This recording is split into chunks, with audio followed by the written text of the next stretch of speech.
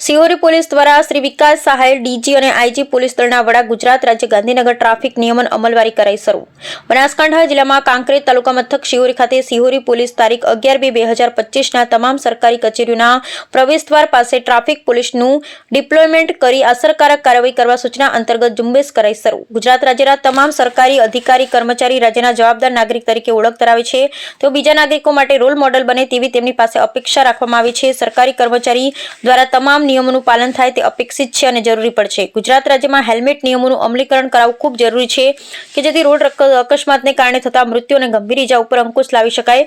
ગુજરાત રાજ્યમાં હેલ્મેટના નિયમોના અમલ રાજ્યમાં તમામ સરકારી અધિકારી અને કર્મચારી કરે તે માટે આવતીકાલ તારીખ 11/2/2025થી ગુજરાત રાજ્યના તમામ સરકારી કચેરીઓના પ્રવેશદ્વાર પાસે ટ્રાફિક પોલીસનું ડિપ્લોયમેન્ટ કરી અસરકારક કાર્યવાહી કરવા સૂચના અંતર્ગત હેલ્મેટ વગરના ચાલકો અત્રેના કચેરીના ટ્રાફિક બ્રાન્ચના પોલીસ દ્વારા આ કામગીરી ઉપર રોજ સુપરવિઝન અને મોનિટરિંગ રાખવા અને થયેલ કાર્યવાહીથી અમોને સમયાંતરે માહિતગાર કરવા સૂચના આપવામાં આવી. Bureau report Ramjibhai Raykor.